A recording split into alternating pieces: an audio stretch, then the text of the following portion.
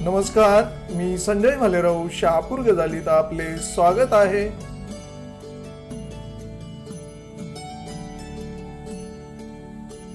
माननीय कैलाश महापौरांना विनंती करतो की आपण उपस्थित जनसमुदायाला इथे संबोधित करावं। नमस्कार।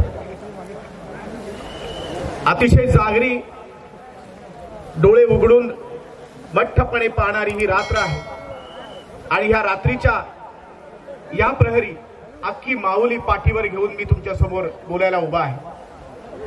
हीच ती माऊली आहे ज्या माऊली किल्ल्यावरती हिंदवी स्वराज्याचा पहिला निर्धार झाला होता आणि त्याच माऊली किल्ल्याला साक्षी ठेवून आज पुन्हा एकदा प्रचंड मोठ्या एका बदलाचा निर्णय होतोय आणि या निर्धाराचे आपण सगळे साक्षीदार आहात आणि म्हणूनच आजच्या रात्रीला एक विशेष महत्व आहे। मित्रांनो, असं वाटलं होतं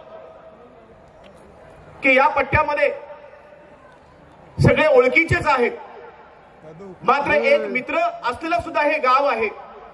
आज या रस्त्याने चालत असताना त्याच माझ्या अंजूरमधून जिथे आम्ही फक्त गणपतीच्या पायावरती डोकं टेकायला जायचो तिथून फोन आला की तू जाऊ नको, तू पत्रकार आहेस, तुझं तिथे काय काम आहे, तुझं काय अशा ठिकाणी काम असतं। मी त्याला सांगितलं की 2 तासानंतर त्याचं उत्तर देईन। जेव्हा जेव्हा इतिहास घडत असतो, जेव्हा जेव्हा बदलासाठी समाज रस्त्यावरती येत असतो, तेव्हा तेव्हा पत्रकारांना तिथं असणं फार गरजेचं असतं। माझा अख्खा पत्रकारांचा समाज या समोर उभा आहे, ज्यांनी मला 30-35 वर्ष ठाणे जिल्ह्याच्या, पालघर जिल्ह्याच्या, बीड, नांदेड, परभणी पासूनच्या मागासलेल्या पट्ट्यामध्ये बोलताना पाहिलेलं आहे की सकाळी उठल्यापासून रात्री झोपेपर्यंत जिथे आपण 48 वेळा वेगवेगळ्या गोष्टींचा टॅक्स भरतो, जिथे जिथे जीवन मरणाचा प्रश्न येतो, अशा ठिकाणी आपण गप्प बसायचं। अशा ठिकाणी राजकारण कधीच अस्पृश्य असता कामा नये। जर राजकारण अस्पृश्य असतं तर बाबासाहेबांनी एवढं मोठं संविधान लिहिलं नसतं। त्यांनी सांगितलं की या अस्पृश्यतेच्या बेड्या फक्त माणसाच्या स्पर्शाच्या नाहीत, तर त्या माणसाच्या विचाराच्या आहेत आणि म्हणून जेव्हा जेव्हा बदल घडत असतो तेव्हा तेव्हा आपण ताठमानाने ह्या बदलाला सामोरं गेलं पाहिजे। आणि ज्यांना ज्यांना असं वाटतं हा इलाका आपला आहे, या सीमारेषा आपल्या आहेत, तर त्यांना एकच ठणकावून सांगणं आहे कि इलाके तो कुत्ते और बिल्लियों के होते हैं, शेर जहां जाता है इलाका उसका हो जाता है। उद्यापासूनचा हा इलाका आपला आहे। काही मित्र सांगतात की तुझ्या आप्पाला खासदार झालेल्याचं स्वप्न पडलंय। अरे, स्वप्न हे जिवंतपणाचं लक्षण आहे। त्याच माणसाला स्वप्न पडतात जो जिवंत आहे। हिजड्यांना आणि मुरदाळांना स्वप्न पडायचं कारण नाही, कारण त्यांची मजल ही फक्त बांधापर्यंत असते।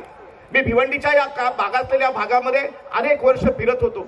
जिजाऊच्या सामाजिक चळवळीच्या निमित्तानं भिवंडी शहर फिरलो आणि एकही रात्री धड झोप लागली नाही। इतकी भयंकर परिस्थिती भिवंडी तालुक्याची आहे।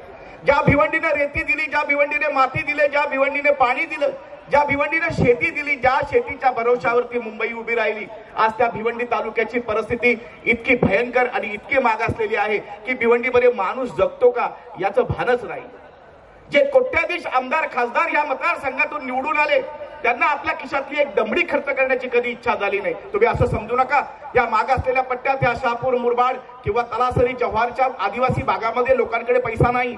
मी तुम्हाला एका पाठोपाठ एक अशा 1 डझन नेत्यांची नावं सांगेन की जे आदिवासी आहेत, त्यांच्या घरावरती जर छापा घातला तर लॉरी भर पैशाची बंडलं बाहेर पडतील, मात्र पैसा खर्च करायला लायकी पण लागते आणि अक्कलही लागते। दुर्दैवाने ही अक्कल आणि ही लायकी ठाणे, पालघर जिल्ह्याच्या नशिबात कधीच नव्हती आणि ती झडपोलीतून आलेल्या, ज्या झडपोली गावाची लोकसंख्या जेमतेम 200 नाही, त्या मागासलेल्या आदिवासी बहुल झडपोली ह्या गावामध्ये दररोज सकाळी 2000 विद्यार्थ्यांचं जेवण बनतं। काल परवापर्यंत ठाणे, पुणे, मुंबईने उभ्या महाराष्ट्राला, उभ्या देशाला नियम सांगितले, शिक्षण दिलं, आरोग्य दिलं, जगण्याच्या पद्धती सांगितल्या, क्रांती घडवली। यापुढची क्रांती ही आदिवासी भागातून येते, झडपोलीच्या गावातून येते। 3 कुटुंबांची मुलं सकाळी पोट आपल्या खांद्यावरती बांधतात आणि समाजसेवेसाठी बाहेर पडतात। या व्यासपीठावरची 2 जण अजरामर आहेत, त्यांची स्मारकं बांधावी लागणार नाहीत। 300-350 वर्षापूर्वी त्या माईनं, जिजाऊनं हिम्मत केली आणि एक शिवाजी लोकांसाठी समर्पित केला की तो आज निघालेला संध्याकाळी जिवंत येईल काही माहित नाही। अशा परिस्थितीत तिने 1 नव्हे 3 छत्रपती दिले। आपण ताराराणींना विसरतो, त्याही छत्रपतीच होत्या। तर दुसरा माझा आप्पा, मी पहिल्याच सभेमध्ये अनोळखी होतो, जिजाऊ परिवारामध्ये आलो आणि पहिल्या रांगेत बसलेल्या एका 15 वर्षाच्या मुलाने तो व्हिडिओ बनवला होता जो 1 कोटीपेक्षा जास्त लोकांनी पाहिला। मी तेव्हा म्हणालो होतो की आप्पा, की किती नशीबवान तू आहेस किती नशीबवान तुझी आई आहे की हिंदू धर्मामध्ये 18 योनीचा फेरा म्हणतोय, तिचा 18 योनीचा फेरा चुकला, ती साक्षात स्वर्गात जाईल आणि तुझं स्मारक आम्हाला बांधावं लागणार नाही. कारण ही जी हजारोंच्या संख्येमध्ये जमलेली जी लोक आहेत, त्यांच्या डोळ्यांच्या छबीमध्ये, त्यांच्या डोळ्यांच्या बुबलांमध्ये उद्याची आशा तू जागवलेस, तेच तुझं स्मारक आहे.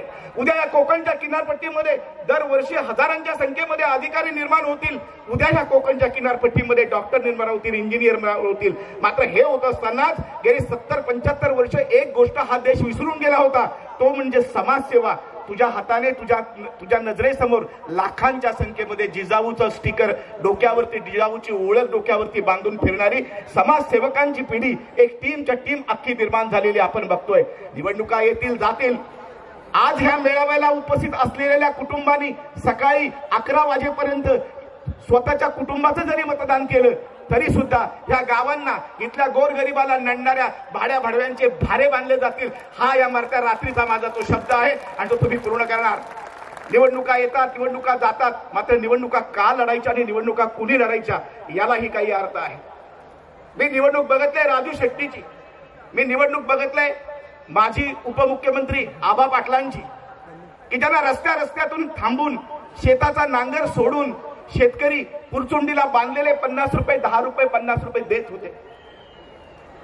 मी निवडणूक पाहिलेली आहे बच्चू कडूची, की त्याला नाक्यावरती थांबून त्याची काच ठोकून लोकांनी गाडीमध्ये पैसे टाकले. तो जेव्हा घरी परतायचा तेव्हा त्याच्या मागच्या सीटवरती पैशांचे भारे बनलेले असायचे. बच्चू भाऊनी निवडणूक संपल्यानंतर पैसे मोजले आणि ते परत करण्यासाठी त्यांना 3 वर्ष लागले. अशा माणसाला निवडून द्यायचं की निवडणुकीवरती त्याचं पोट नाही, की उद्या तो निवडून आला की वराईवर जगेल, कारखानदारांना थांबवेल. पण कुणालाही आयुष्यातली कुठलीही पुंजी खर्च करायची असेल तर त्यांच्या घरामध्ये फोन करून त्यांच्या दारात उभं राहिल्याशिवाय ते काम करता येत नाही. असं आपाच्या काळात होणार नाही. ज्या ज्या व्यवस्थेसाठी आम्ही झगडलो, ज्या एका छोट्या सुविधेसाठी आम्ही रडलो, ज्या छोट्या रस्त्यांसाठी गेले 20-20, 25-25 वर्ष आम्ही संघर्ष केला, या सगळ्या गोष्टी जर हक्काने मिळवायच्या असतील तर हक्काचा माणूस लोकसभेत पाठवावा लागतो. आणि एकदा का या श्रीमंत विरुद्ध हनुमंत ही लढाई या ठाणे जिल्ह्यातल्या भिवंडी मतदारसंघामध्ये आपल्याला खेळवावी लागेल. आणि जेव्हा खास करून पत्रकार मित्र आहेत म्हणून, की या देशात जेव्हा श्रीमंतांसमोरचे संघर्ष झाले तेव्हा हनुमंत निवडून आलाय, गरीब कार्यकर्ता निवडून आलाय. नाही तर आज टाटा, बिर्ला आणि अंबानी यांच्या पायाखाली उभा भारत चिरडला गेला असता. आजही पैशाची मस्ती मतदानाच्या पेटीवरती चालत नाही. आजही पैशाची मस्ती कुणाच्याही जगण्याच्या पद्धतीवरती चालत नाही. हा या भारतामध्ये बाबासाहेबांनी दिलेल्या संविधानाचा मंत्र आज खऱ्या अर्थाने गोरगरिबांनी ऐकला पाहिजे. ही क्रांती फक्त आणि फक्त गावांमध्ये, झोपडपट्ट्यांमधून, गावकुसावरती, वस्त्या आणि पाड्यांवरती होतात. तुम्ही मतदानाच्या दिवशीच्या सकाळच्या रांगा बघाल तर या रांगांमध्ये शेतकरी दिसतो, या रांगांमध्ये मजूर दिसतो, या रांगांमध्ये आदिवासी वाड्या जुग्या वस्त्यांवरतून आलेला कार्यकर्ता दिसतो. कारण सर्वाधिक चटके, गरिबीचे चटके, अव्यवस्थेचे चटके, लाचारीचे चटके जो गोरगरीब भोगतो त्यालाच हा बदल करण्याची पहिली गरज आहे, त्याची पहिली जबाबदारी आहे. आणि म्हणून जेव्हा दाही दिशा अंधारून येतील असं म्हणतात, की कोणी कयामतच्या रात्री जेव्हा समोरच्या सगळ्या दिशा रस्ता दाखवणं बंद करतील तेव्हा तुम्ही माझ्या आप्पा नावाच्या देव बाप्पाचं पुस्तक उघडून पहा. तुम्हाला जगण्याची प्रत्येक वाट तो दाखवेल. आणि ह्या वाटेवरती आपण उभे आहोत. आज टाळ्या यासाठी नको की या सगळ्या टाळ्या राखून ठेवायच्या आहेत. मतदानाच्या दिवशी सकाळी 11 वाजेच्या आत ही जेवढी कुटुंब आज ह्या मरत्या रात्री तुमच्या आप्पाला बघायला आली, जिजाऊमध्ये सहभागी व्हायला आली, ह्या निर्धाराचा हात बनायला आली, त्या सगळ्यांनी नटून थटून सहपरिवार, सहकुटुंब, सोयऱ्या पाहुण्यांसह मतदान करा.